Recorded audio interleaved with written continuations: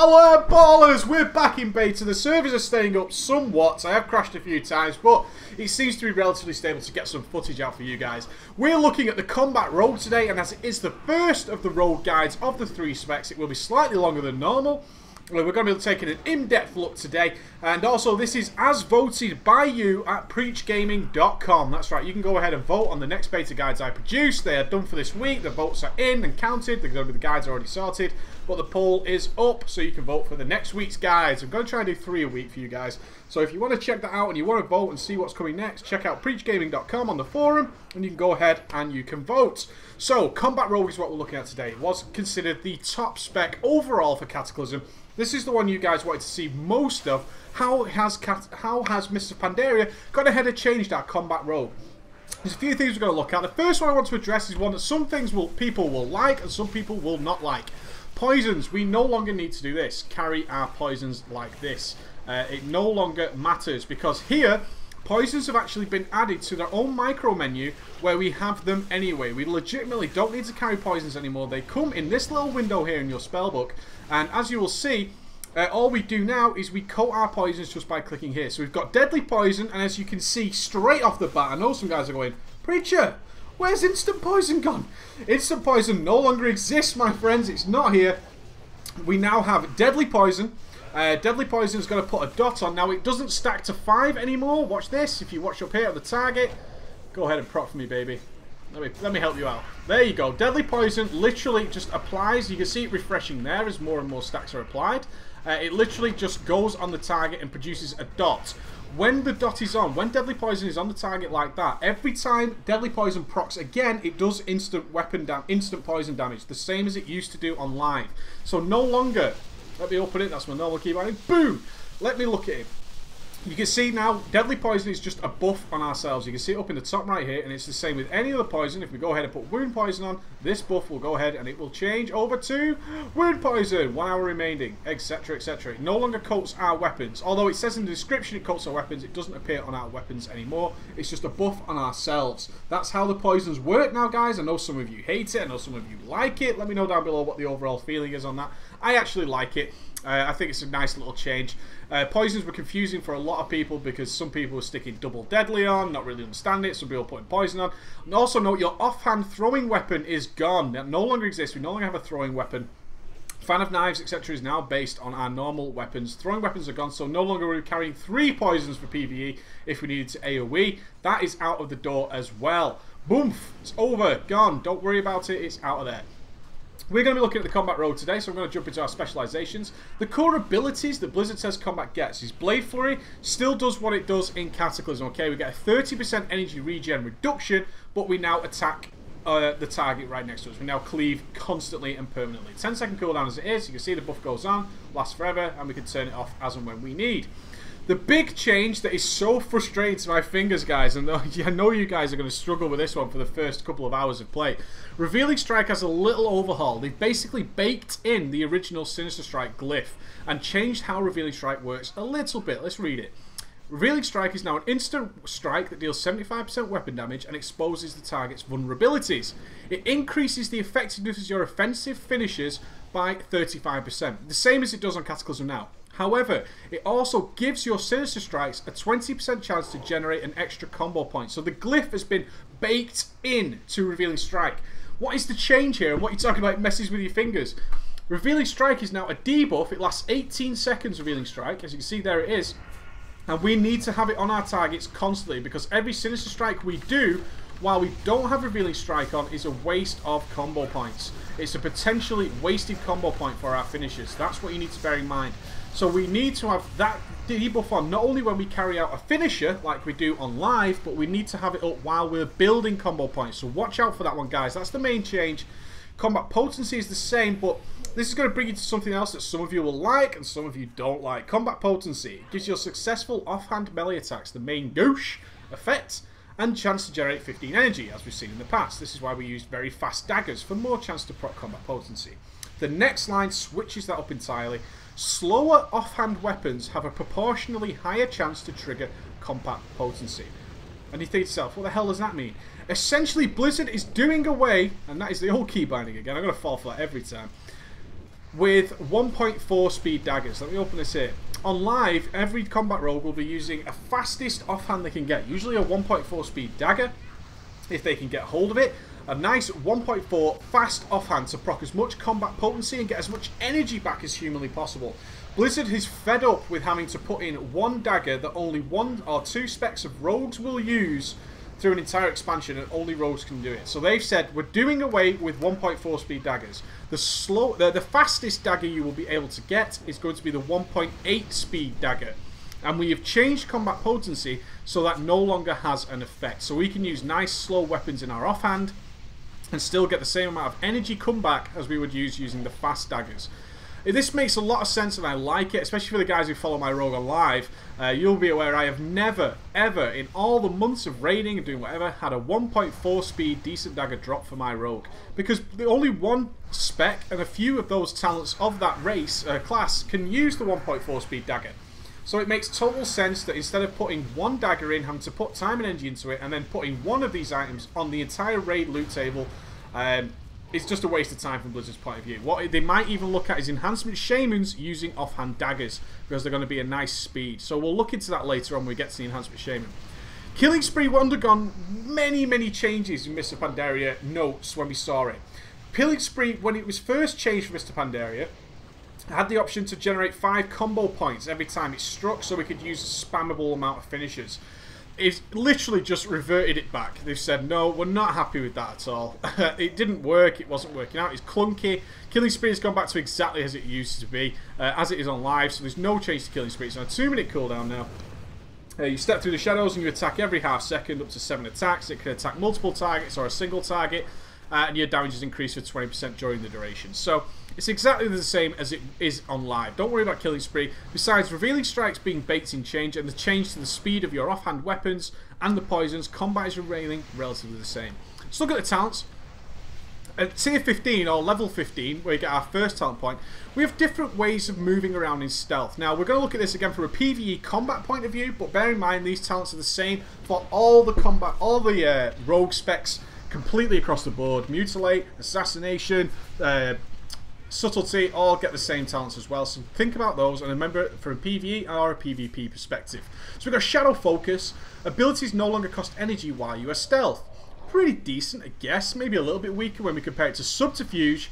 Your stealth breaks 3 seconds after dealing or receiving hostile actions. PvPers rejoice, and also those guys in the subtlety trees and the assassination. We can spam some ambushes and stuff like that and still stay in stealth while we're doing it. So we get some extra abilities to cast in stealth. There is a major discussion, is this good for combat? Can combat use this talent and spam some ambushes? At the moment it says no. We're still going to use our opener, which is now Revealing Strike.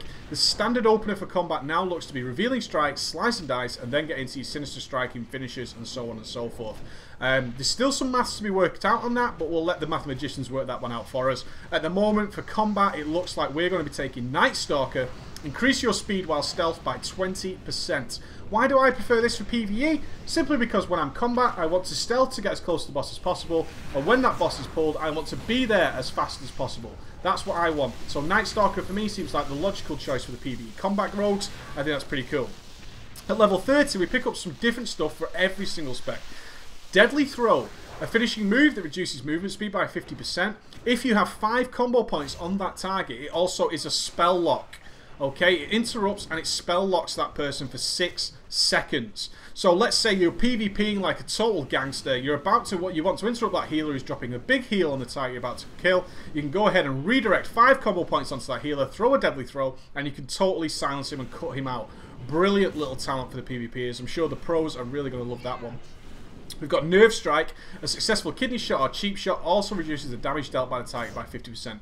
Awesome for battlegrounds, awesome for dueling, really nice. If we're doing stuff like that, a 50% damage reduction for 6 seconds is huge. Really good. I went for PvE, I chose Combat Readiness. You enter a state of heightened awareness, deflecting enemy weapon strikes with increasing effectiveness. Successive attacks will deal 10% less damage, stacking 5 times. So we've got an up to 50% damage reduction. This now also stacks with Evasion. You can see you can have both up, so not only have we got a 50% dodge chance, but if they do strike us, that damage is reduced up to 50%. Really sweet. So we can become a semi-boss tank if the tank should die for just a couple of seconds. Likely to get gibbed in one shot anyway, but the option is maybe there. At level 5-5 we get some survivability stuff. We get cheat death, the same as it does on Kata. An attack that would otherwise fatal or instead reduce you to lower than 10% of your maximum health, and damage taken will be reduced by 80%. So we get popped up to 10% of our maximum health should we be dead, and our damage taken is reduced by 80% for 3 seconds. Can only occur every 90 seconds. This is decent for PvE maybe in some circumstances. If we've got to soak some massive blow, we're not going to die. Pretty cool.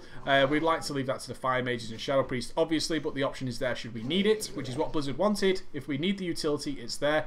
Leeching Poison. This is an extra poison. It'll appear in your window, in your poisons window. If we looked at before, you'll get this extra poison called Leeching Poison. It coats your weapons with poison that lasts for 1 hour. Your melee attacks have a 50% chance to poison the target, and all subsequent weapon strikes against that poison target will heal you for 10% of the damage dealt. This is hugely overpowered, guys, at the moment. I expect it to be nerfed, especially when we're stacking masses of haste. We start healing for a lot. A hell of a lot. Keep an eye on this one getting changed in some perspective. It's really powerful at the moment and heals for so much. Really, really powerful. If we've got a PvE fight where the damage is just insane, Leeching Poison could very well be super awesome. Keep one eye out on that one. I chose Elusiveness. Your Feint ability reduces all damage taken by 30% for 5 seconds. I love Feint. Feint is a godsend sent from the heavens. Every class in the world wishes they had it. Feint no longer has a cooldown. Just costs 20 energy. We can spam that bad boy all day. And we barely take any damage while it's up. And Elusiveness goes ahead and helps. You can see Feint still reduces AoE damage by 50%. You can see it there. And also it reduces that damage by 30% if it's physical as well. If it's all direct damage. Really super awesome ability for 20 energy. Love it. At level 60 you're going to get some sort of DPS mobility. We get Preparation is now baked into the talents. Instantly finishes the cooldowns of your Sprint, Vanish, Cloak of Shadows, Evasion and Dismantle. The PvP is rejoiced with that one. Shadow Step can now be gotten by every single rogue spec. This is amazing because I love Shadow Step. And what do I always tell you in my guides? If you have to move as a melee DPS, your DPS will suck. Not anymore as a combat rogue. I can be killing a dad over here that's been tanked away from the boss, and then I need to get back to the boss and lol, I'm there and I'm ready to DPS, and it doesn't cost any energy. 24-second cooldown. Fantastic ability. If I need to switch targets or I need to get to that boss super fast, Shadow Step all the way.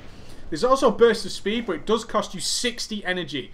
But it makes you immune and removes movement impairing effects. Could be cool in some circumstances.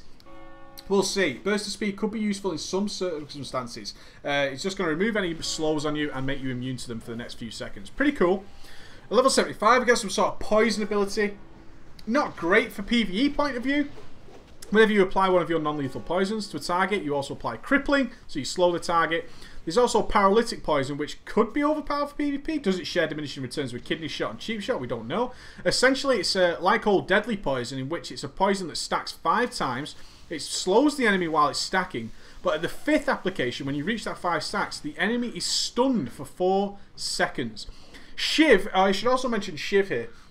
Shiv now has an on-use, similar to like an unleashed weapon for a shaman. Depending on your poison, Shiv has a different ability. So for Paralytic Poison, Shiv goes ahead and instantly paralyzes the target, rooting them in place for 4 seconds. So that's something to bear in mind. Is with Paralytic Poison, if you use your Shiv ability, it changes for every poison, is that you can root them. And all the poisons do something a little bit different. Dirty Tricks feels weak, but it could be good in PvP again. The PvPers will know all about this. Your Gouge and Blind no longer have an energy cost and no longer break from damage dealt by your poison and bleed effects. Okay, those are your effects. Could be useful in PvE and Heroics, maybe if you've got a tank that's left a mob alone that you're DPSing. You can blind or gouge it and your effects aren't going to break it. In PvE, PvP, there's obviously a huge chance that there's other dots on the target as well. Something to bear in mind that we can glyph later. At level 90, our big endgame abilities, we get Shuriken Toss, which is pretty cool actually. A ranged attack that deals decent damage, 5.5k there, and awards a combo point and only costs 20 energy. So if we do have to move and Shadow Steps on cooldown, Sprints on cooldown, or sprinting a long way, we can start Shuriken Tossing the boss. It's only a 30-yard range, so let's say, and even in a good instance of this, is the boss is about to explode, we need to move away and stand at range, we can be Shuriken Tossing, and getting our combo points back up. Something to bear in mind again in a certain boss situation, if we have to move away for whatever period and we've got some time where we're languishing around 30 yards away, we can be shuriken tossing and getting our combo points up. Versatility.